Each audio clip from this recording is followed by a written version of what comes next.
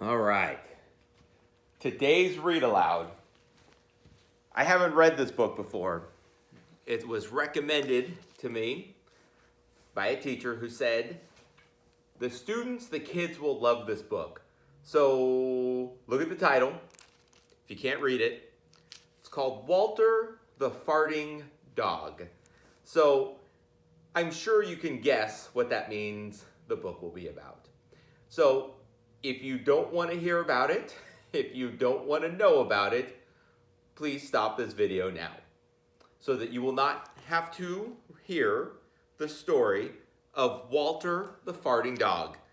This was on the #1 New York Times bestseller list. Can you see that? Over 1 million copies sold. So, all right, last chance. I'm about to open this book. So if you don't want to hear about Walter the Farting Dog, now is the time to stop the video or hit pause or go up on the little computer and close this window. All right, 3, 2, last chance. I'm about to start. 1.5, 0.25, 0. All right, here we go. Walter the Farting Dog. Oh boy, I've never read this book before, but can you see that picture? I can only imagine what is to come. Here we go. Betty and Billy brought Walter home from the dog pound. Nobody wanted him, said Billy. But we love him, said Betty. Well, he smells awful, said their mother. I think you'd better give him a bath. There they are. Oh boy.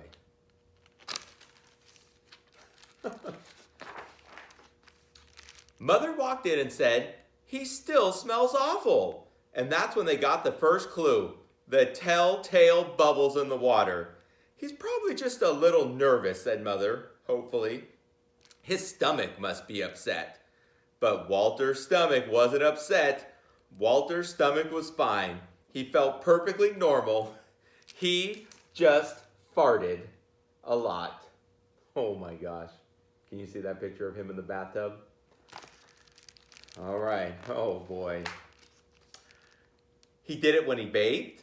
He did it when he played with Betty and Billy. He did it when he walked around the house. He did it in the dining room. He did it in the kitchen. And he did it in his sleep. I'm hoping you can all see those pictures. I need to go closer, but I don't want it to not be in the frame. That dog farts morning, noon, and night, said Father. He can't help it, Daddy, said Betty and Billy. They didn't mind Walter's farts. So what if he farts, Billy said to Betty when they were alone in their room with Walter. Betty agreed. Walter agreed too. He sat there looking innocently around, farting. Take him to the vet, said Father. Oh my gosh. Can you see them in the bedroom? Can you see what Walter's doing?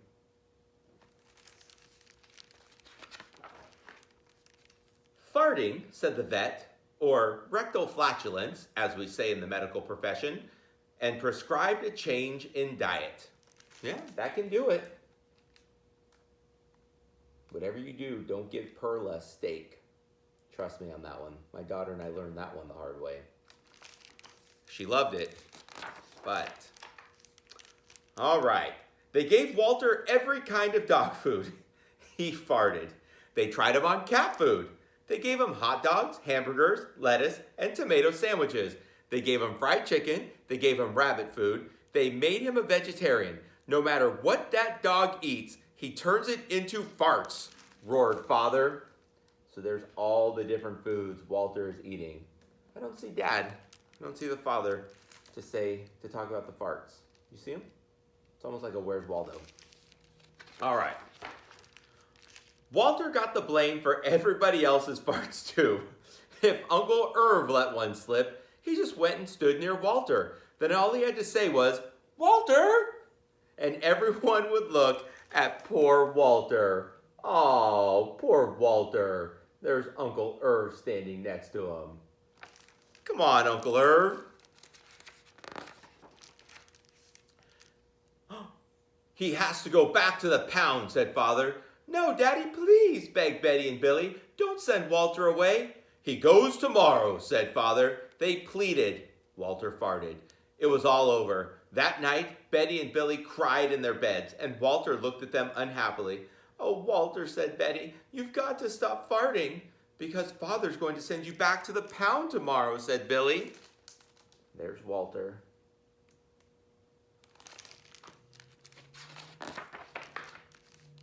Walter knew how serious the situation was. He'd never see Betty and Billy again. He resolved to hold in his farts forever. When Betty and Billy fell asleep, he walked down to the kitchen to see if there was anything around to eat. He managed to open the cupboard door with his nose and found the 25-pound bag of low-fart dog biscuits the vet had prescribed for him, which had made him fart more. Even though he knew they made him fart more, he couldn't resist. Kind of like me with chocolate chip cookies. He ate the entire bag.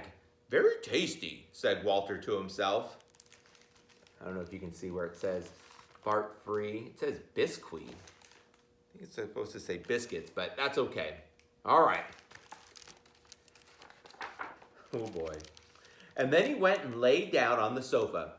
A gigantic gas bubble began to build inside him. "This is going to be trouble," he said to himself nervously. He was afraid of what might happen if he let it go. He thought maybe the house would explode, so he kept it in. It wasn't easy. In fact, it was torture, but he had resolved never to fart again. His future depended on it. As he lay there, with his tail wrapped tightly between his legs, he heard a noise at the window. It actually looks like Walter's has that big gas bubble. Can you see him almost blowing up like a balloon? Oh boy. He watched it slowly open. A pair of burglars came through. They dropped silently into the kitchen. "Watch out for the dog," said one of the burglars. "He won't bite," said the other. "He's a wimp." Walter might have bitten them, except he was so filled with gas he couldn't move. They tied a rag around his snout so he couldn't bark. "Oh, okay," whispered the first burglar. "Let's clear the place out." They took everything they could get their hands on. Walter wanted to stop them, but he was having unbearable gas pains. He rolled on his back and waved his paws in the air. He gnashed his teeth. "We've got it all," said the second burglar. "Let's go."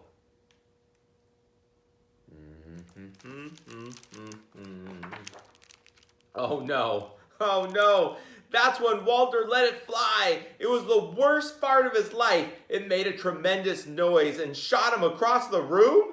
A hideous cloud filled the air. The burglars clutched their throats, unable to breathe. With tears in their eyes, they raced for the window. They tried to grab their bag with all the valuables in it, but their arms were too weak. "Let's get out of here." Whew. That is a big gas bubble. They jumped out the window and ran up the block, choking and gasping for air. Still blinded by Walter's attack, they stepped into the headlights of an approaching police car. "Hold it right there," said the policeman.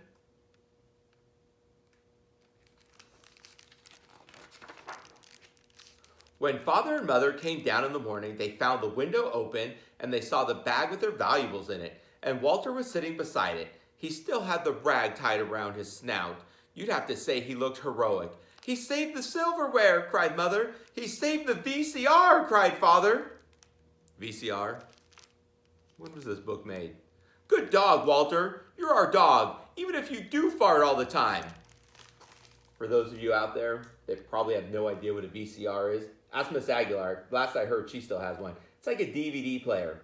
Or it's like Netflix, but you had a rectangular tape that you put into a machine. You couldn't just stream it, but you would watch them on this. We probably might have one around school somewhere. I still have a VCR player in my garage, but VCR, holy cow. I'll tell you what year this book was made after.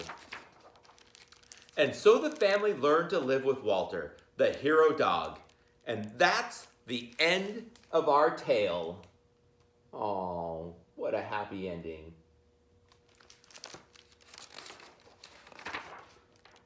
Walter's Wonder Park, 100% natural gas powered is the last page. All right, so before I wrap this up, I'm going to look to see what year this book was copyrighted or printed. Let's see. I don't see anything. Looking in here. Somewhere in here. 2001. So that's what, 19 years ago. The book was probably written in the year 2000. So 20 years ago, are you telling me 20 years ago VCRs were still valuable? Maybe you should Google that. I don't know when a DVD player was invented, or is high def? I don't know. All right, ladies and gentlemen, I hope you enjoyed this book. If you're still watching, everything you ever needed to know and more about Walter the Farting Dog. Hey, Sunny Soul misses you. I miss you. I hope you get back here as soon as you can. Until then, stay safe, stay healthy, and be amazing every single day. I believe in you.